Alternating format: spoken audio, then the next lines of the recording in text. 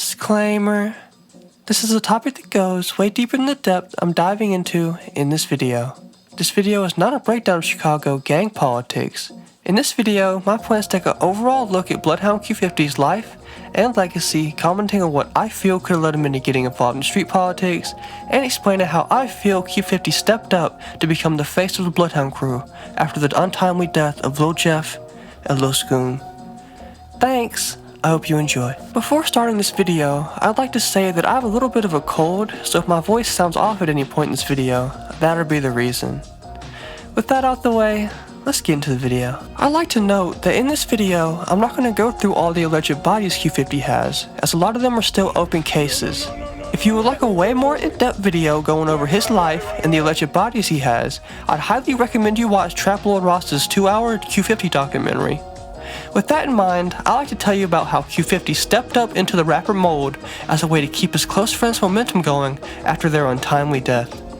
His life telling a story of street deviance giving away to mainstream success to a rapper who doesn't even truly want to rap at all.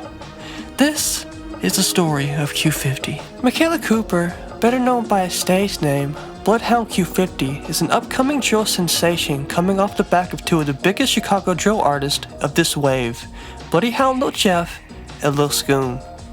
Seeing that both Scoom and Jeff met an untimely end, Q50 has seemingly stepped up into the position they left as a way to keep the Bloodhound name relevant, and in this, I feel like he's over-succeeding. Not much is known about Q50's early childhood. Some family Facebook posts seem to paint his family in a positive light, as they would often throw parties for his birthday and celebrate his academic accomplishments. Regular family type shit. From these posts, I believe that Q50 spent most of his childhood in Chicago. Though he could have moved around before then, who knows, as he was in Gary later on in life. He grew up around 79th and Maryland, the same streets him and Jeff would later claim as Bloodhound affiliates, this hood also being home to an older set called Drill City. At some point, Q50's mother would move the family outside of Chicago to nearby Gary, Indiana. If you've ever seen my video on Screwy G, you would know that Gary, Indiana is one of the most trenches-like cities in America, with constant gang wars over everything from drugs to simple tit-for-tat give-back shootings. The combo of being raised on Chicago's east side and then moving to Gary would open Q50's eyes to the world of street activities, for better and for worse. Unlike many other drill artists I've covered, Q50 does not come from a family of criminals, at least in his immediate family. Quite the opposite, actually. Q50's uncles are quite known in the military, one being in the Navy and the other being in the Army. Now, some of the family is alleged to have ties with the brain-dead Black Disciples, or Hit City. Not saying that they were criminals, though, they were just loosely connected. And with this connection comes heartbreak. One of Q50's mother's cousins, an 18-year-old boy by the name of Darius Dudley, would be gunned down. Darius being a pretty well-loved member of Hit City, causing them to rename their set into Darius World as tribute, as many other Chicago blocks tend to do. I bring this up to say that just because Q50's family weren't criminally active, they were in proximity to the violence that is oh so prevalent in Chicago and Gary. Growing up in this would definitely do a lot to shape the young Q50's mentality going forward. Like his close friend Lil Jeff, Q50 would grow up having aspirations to play pro basketball, his grandfather even going so far to post a picture of Q50 in a sports car, saying he promises he'll get me a car like this when he makes the NBA. As he was super young, it's not clear if Q50 was legitimately wanted to be an NBA star, as much as Jeff did. Though, it's clear that he has some general interest in it, and he did have talent.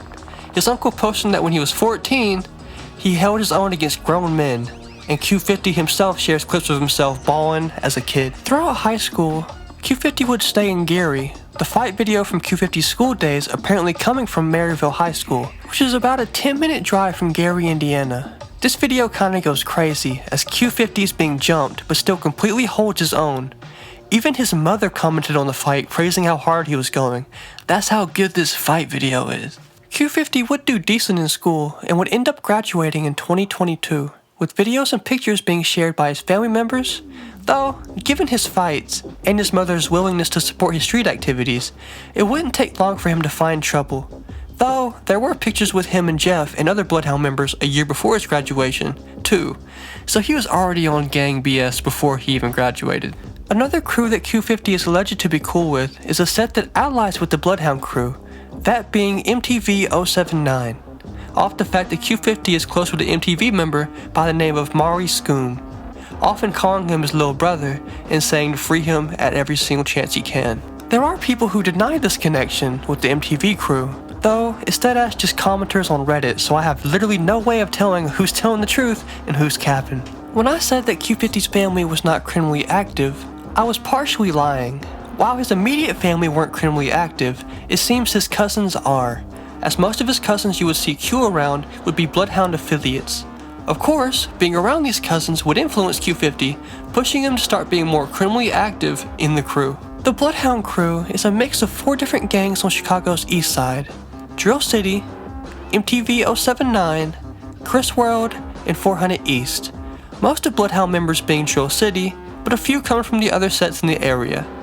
Bloodhound is more of a clique than it is a gang, as motherfuckers from already existing gangs can be Bloodhound members and rep Bloodhound as much as they want. Bloodhound members mainly rep the 79th Street, which happens to be one of the most dangerous places in Chicago, for good reason. There have been reports of people fighting, shooting at cops, robbing people in broad daylight, etc. It's not a lovely place, I'll just say that. A lot of Bloodhound members happen to be blood related, though I feel that's just happenstance, as if y'all are from the same area, you're gonna have some family in there too. I should probably mention that Q50 is loosely related to J Boogie, who is Lil Jeff's brother.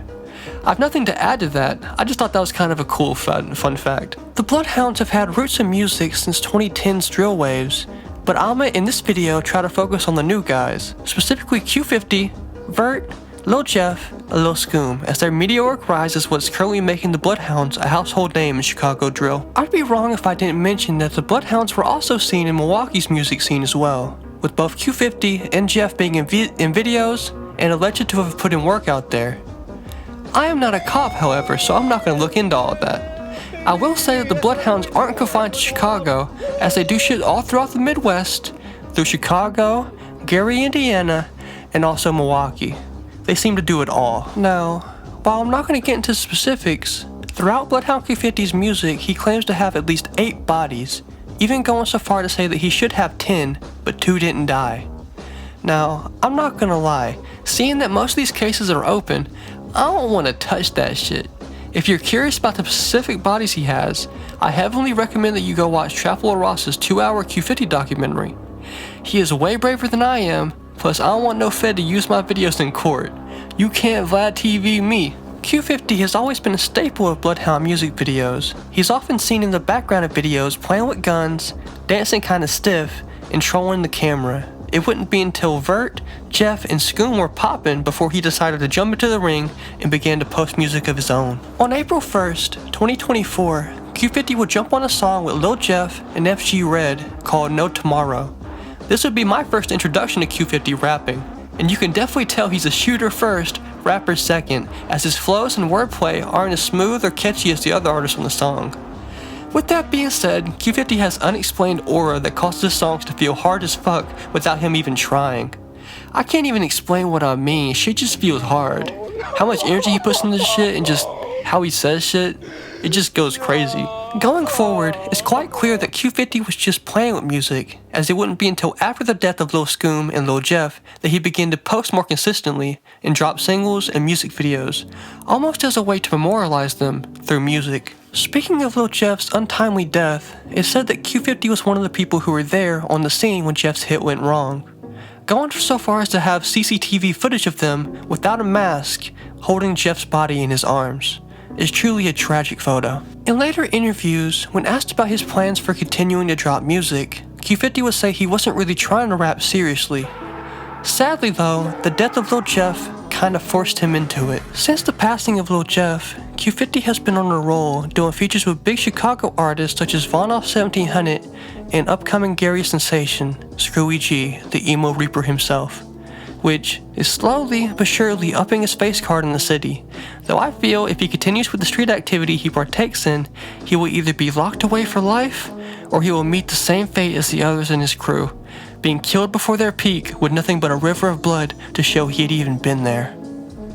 For his sake, I hope he can find peace, but in reality, he's currently on the run and shows no sign of stopping the lifestyle that led him to where he is. All we can do is hope for the best and keep bumping the music. If you like this video, be sure to like, comment, and subscribe with the bell to be notified of all my future uploads. I apologize if this video is not in depth as I usually go on the bodies and the murder side of shit. As most of the cases are open, I didn't feel it right to speak on them. If you're curious though, check out the description for Trap Lord Ross's video on the topic, where he goes where I don't, and genuinely he does a great job.